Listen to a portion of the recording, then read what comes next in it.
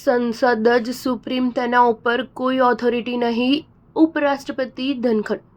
Supreme કોર્ટની ટીકા કરવા મુદ્દે વિપક્ષના હુમલાથી જરા પણ ભયભીત થયા વિના ઉપરાષ્ટ્રપતિ જગદીપ ધનખડે સર્વોચ્ચ અદાલતની ટીકા કરવાનું ચાલુ રાખ્યું છે. રાજ્યસભાના અધ્યક્ષ જગદીપ ધનખડે મંગળવારે જણાવ્યું કે લોકતંત્રમાં સંસદ જ સુપ્રીમ છે અને તેના ઉપર કોઈ ઓથોરિટી નથી.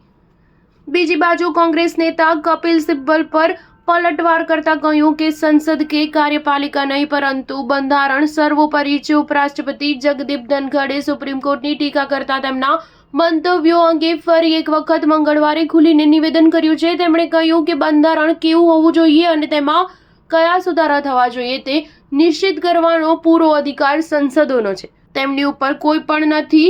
સુપ્રીમ કોર્ટની ટીકા કરતા તેમના જૂના નિવેદનના સંદર્ભમાં ધનખડે કહ્યું કે મેં જે કહ્યું હતું તે દેશ હિતમાં હતું.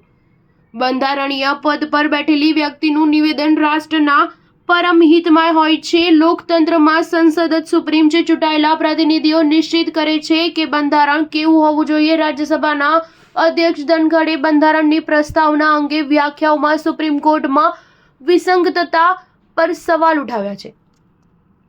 તેમણે કહ્યું, ગોલકનાથના કેસમાં સુપ્રીમ કોર્ટે કહ્યું પ્રસ્તાવના બંધારણનો ભાગ નથી, જ્યારે કેશવાનંદ ભારતીના બીજા કેસમાં સુપ્રીમે કહ્યું પ્રસ્તાવના બંધારણનો જ એક ભાગ છે.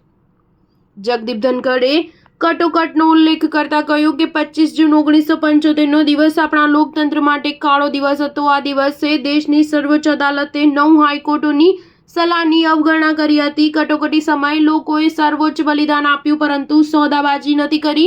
ઉપરાષ્ટ્રપતિ જગદીપ ધનખડ અને ભાજપ સાંસદો સુપ્રીમ કોર્ટની ટીકા કરી રહ્યા છે, જેના પગલે વિવાદ સર્જાયો છે. આવા સમયે કેન્દ્ર સરકારના ટોચના સૂત્રોએ જણાવ્યું કે સરકારને ન્યાયતંત્ર માટે સન્માન સર્વોપરી છે. લોકતંત્રના બધા જ સ્તંભ વિકસિત ભારત માટે સાથે મળીને કામ કરી રહ્યા છે. સ્ટાર ન્યૂઝ 7 હંમેશા સચ્ચાઈની સાથે.